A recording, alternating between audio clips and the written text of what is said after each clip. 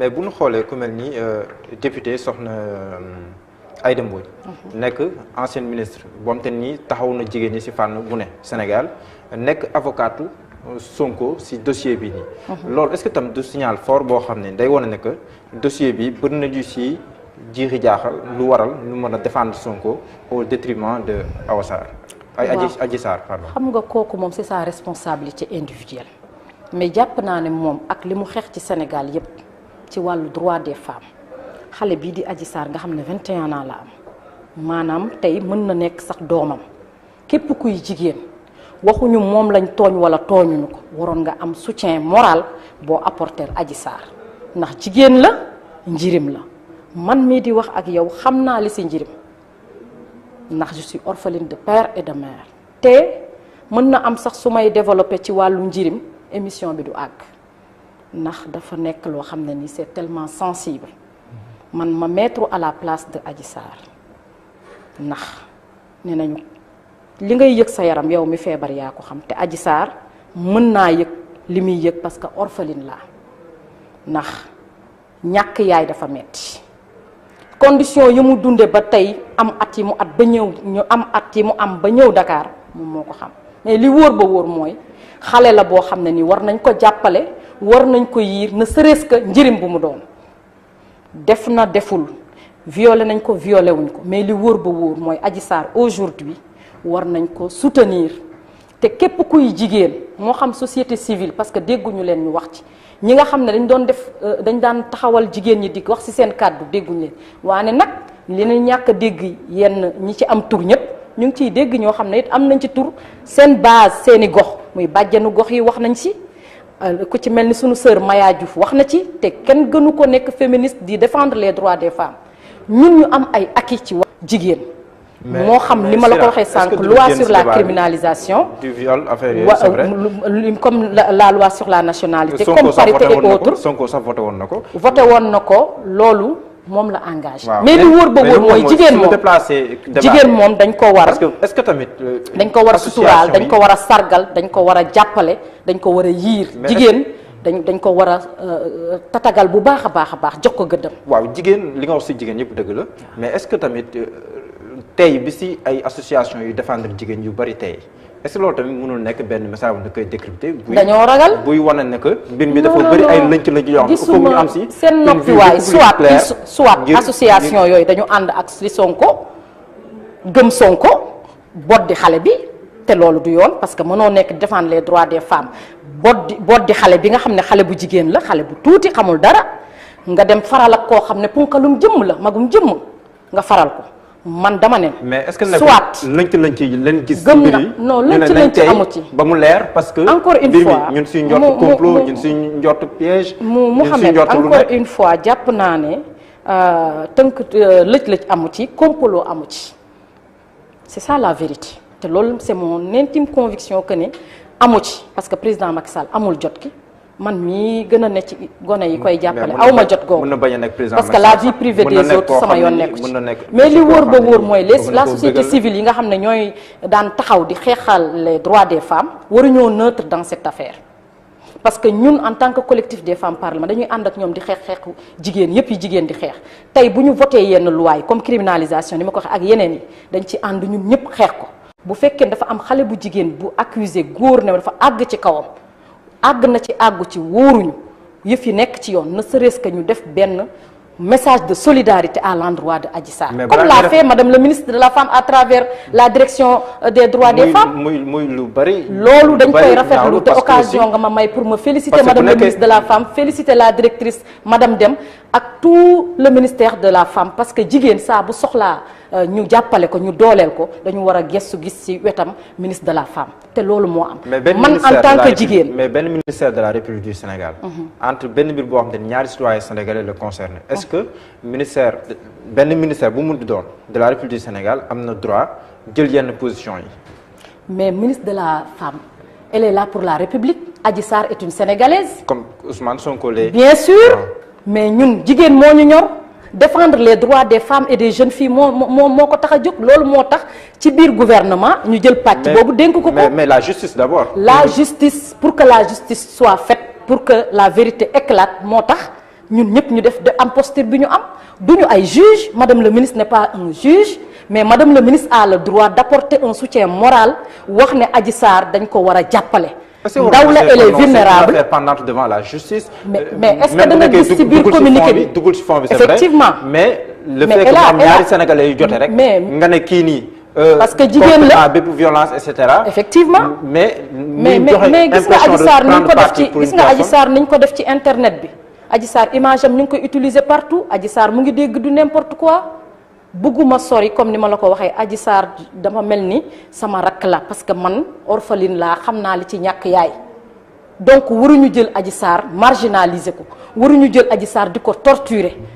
di joxe ay images yoo xam ne baaxul jigéen la donc damay féliciter madame le ministre féliciter madame la directrice ak tout le personnel bi nga xamante ne ñooy liggéey au niveau du ministère de la femme te defaluñ ko Adji Sarr rek saa bu ñu malmené jigéen saa bu ñu naree toroxal jigéen madame le ministre dafay taxaw avec ses services dénoncer li nga xam ne mooy loolu. ñu nit ñu di ko dénoncer ñun en tant que femme parlementaire en tant que femme man d'abord. mais honorable est-ce que li ngay reprocher une certaine partie de la société civile sénégalaise. mais dañoo war a wax. mën na koo reprocher ministère bi. parce que non ministère bi li ko waroon def na ko ñu ngi weng ci côté bi autant ni ngeen ko waree bañ. ñi weng ci côté bi ministre bi par parloowul parce que c'est une ministre de la République par parloowul duggul sax ci fond wu dossier bi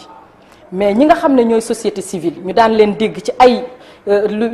taxawal jigéen wax ci jigéen ñi défendre jigéen ñi pourquoi kaaw Sonko ñëw te waxuñu ci dañ ci war a wax. est-ce que nekkul ne dañoo gëm ne peut-être. mbir mi jafe na ñu gëm ci viol. gëm-gëm googu warta am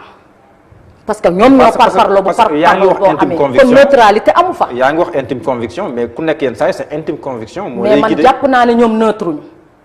parce que qui ne dit rien consent c'est ça la vérité. Adji Sarr dafa mérité ñu dafa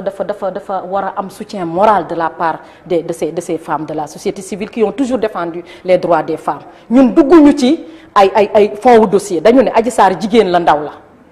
am na ay sañ-sañ am na ay yelleef yoo xam ne war nañ ko mën a jàppale en tant que jigéen mu rawatina mu nekk une personne très vulnérable ma jàpp ne tey société civile ci vulnérabilité boobu c'est une thèse boo xam te am na ñu koy émettre si vulnérabilité la peut-être la ñu jaar pour entre guillemets instrumentaliser ko ba moom sax am na ñu jàppee ni c'est une victime dans l'histoire. gëwuma ay instrumentalisation gëwuma ay complot encore une fois c'est une affaire privée mais li wóor ba wóor mooy li ma bëgg te sénégalais yi bëgg ko mooy que justice soit faite Adji Sarr doomu Sénégal la nekkul beneen nationalité elle a la nationalité sénégalaise jigéen la ndaw la jirim la. encore une fois war nañu ko soutenir moralement waxuñu ne moo def wala deful wala acte bi mu posé wala nangam mais situation man xam gisuma Adji Sarr mais dama yaakaar ne tey ku gis Adji Sarr xam naa ne nekkul parce que li ñu wax ci deram yëpp li ñu yàq deram yëpp li ñu ko waxal yëpp te muy xale naam période boobu mën ngaa def acte yoo xam ne peut-être di nga ko regretter mën nga poser acte ku ne jaar na ci adolescence ku ne jaar na ci. te yàlla li ñuy wax jigéen moom soo muccee yàlla rek moo la muccal donc man dugguma ci ay def nañu defuñu dugg na fii génn na fii mais li am solo ba am solo mooy mënuma concevoir ay mouvement de la société civile qui ont toujours défendu la cause féminine tey une affaire de viol opposant deux Sénégalais kenn ki di xale d'abord nekk jigéen te mënuñu cee àddu ne serait-ce que pour apporter que un soutien moral. mais heureusement que d'autres personnes l'ont fait. Défendre la cause féminine d'abord il faut défendre la cause juste. mais la cause juste la chose juste loolu la ñuy mooy juge mooy wax nag def na wala deful. li mu jiiñ am na wala amul est-ce que nekkul dañuy xaar ba àgg ca. non c'est trop tard boobu moom béy day wéy mbuus parce que yaakaar naa ne Adji Sarr assistance bi mu soxla ak soutien bi mu soxla. waxtu bii mu nekk di traverser cette difficile et douloureuse épreuve la ko soxla. est-ce que état nekkul di ko def fu mu toll nii. état lu mu koy defee état l'état est là pour tous les citoyens. pour assurer sa sécurité. non loolu wóoruma parce que man gisuma Adji dégguma Adji xawma Adji mais li wóor ba wóor mooy dans cette affaire Adji ne doit pas être vraiment la victime. parce que du ñu ne jigéen la rek dañ ko war a toroxal du ñu ne xale la dañ ko war a toroxal du ñu ne parce que dafa jiiñ une autorité de ce pays wala un grand politicien de ce pays que Adji Sarr a tort non fii soit da ngay nekk ne man Sonko laa faral wala nga ne Adji Sarr laa faral si ñoom parce que position boobu la ñu wane tey parce que débat waxuñu ci mais man en tant que femme laa la wax damay soutenir la cause féminine ak yelleefi Adji Sarr yi nañ ko delloo nañ ko jox wormaal ko wormaal ko parce que jigéen la te it ndaw la et elle est très vulnérable foofu laa waxee te loolu dañ ko war di fàttali suñu mbokk jigéen yi parce que jigéen aussi waruñ ko di def nenn li rawatina nga nekk ndaw man loolu laa gëm. yaa ngi naan gëmuloo complot gëmuloo piège mais bu nekkee ne donte ne kenn kese la ñu tudd ko si mu bokk Benno Bokk Yaakaar ak ni mbir yi demee niñ ko waxee si PV yeeg yi di circuler ak yooyu ndax loolu yi tamit mënul attester pour ñi bëgg a gëm nekk aussi am na benn complot wala benn piège wala noonu te nas nañ ko pour yóbbee Ousmane Sonko lii nii. mooy li ma la wax rek dama wax ne affaire complot mënuma ko gëm Mouhamed président Macky Sall yeneen priorité la am ci Sénégal mooy fexe ba mbas mi nga xamante ne ni dugg na ci réew mi ñu koy félicité ci vaccination 200 doses yi nga xam ne fexe na ba Sénégal bokk 200 000 doses yi nga xam ne Sénégal tey am na ko ba ñu ubbi démb la campagne de vaccination ñu ko ci félicité le ministre de la santé Abdoulaye Diouf Sarr ak tout le personnel de la santé ñooñu dañ leen war saa su ne suñu xëyee di leen delloo njukkal. parce que fu mu toll waxul lool mais complot bi. dinaa ñëw parce que depuis début pandémie bi gis nañu que ils ont été au premier rang pour défendre pour vraiment sauver des vies ma leen ci njukkal di leen sargal pour revenir ci complot bi kii Mouhamed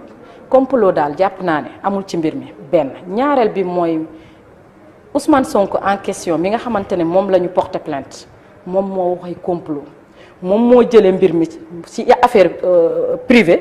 indi ko affaire politique ba mu commencé ba tey est-ce que gis nga benn APR wala Benno Bokk Yaakaar ñëw ci plateau di wax yaa ma ko wax léegi ne ma boobu ba léegi opposition mooy ñëw ñun ñu ngi ciy doog a ñëw man dama ñëw en tant que député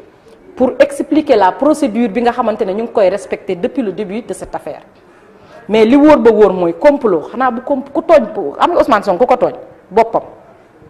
kenn tooñu ko moo tooñ boppam moo fa dem de moo génn 21h dem fa ba mu jural ko lii mais question de man santé dem moo fa de question de santé même bu fekkee question de santé ak la mu ko jural yëpp daal kenn tooñu ko moo tooñ boppam xam nga yéenay voté loi yi Assemblée nationale amul benn loi bu ñu fa voté boo xam ne nii day tere ku dem si salon de massage déedéet amul waaw tout le monde est libre d'aller et de venir loolu am nañ ko Sénégal bokk na suñu constitution mais nag droit d'aller et de revenir boobu yëpp dem fu la neex man dew ma salon de beauté moom moo dem salon de beauté ba la ko fa fekk ko fa il n'a qu'à assumer ses responsabilités na ko assumer. la moo ko fekk. lu ko fa fekk mooy ñu porter ko plainte ku ko porter plainte du man de te du yow c'est la jeune fille qui l'a porté plainte kon loolu mënu mën a nekk complot. et heureusement que président Macky Sall tontu na ci démb wax na ko am na yeneen priorité te priorité yi mooy fexe ba sénégalais yi d'ici 2022 ñu ñàkku feebar bi jóge fi ñu def notre relance économique c'est ça les priorités du moment. bu ñu sukkandikoo si Aïda Mbodj mu ne am na sax benn avocat wu Ousmane Sonko boo xam ne nii jot na benn bataaxal buy wax à peu près schéma wu complot bi. wax jooju man duma ci dóor sama doom. wax jooju duma ci dóor sama doom parce que gis naa ne depuis le début de cette affaire sama collègue yi man xàmmeetuma leen parce que ñu ngi nekk ci manipulation bu rëy a rëy et puis récupération politique bu rëy a rëy man gëwuma ne ñoom ak li ñu defar réew mi ak li leen réew mi jox war nañu mën a taxaw di wax yenn wax yi gis nga kilifa sooy génnee ci sa gémmiñ ay kàddu dafa war a méngoog ak li nga xam ne mooy la réalité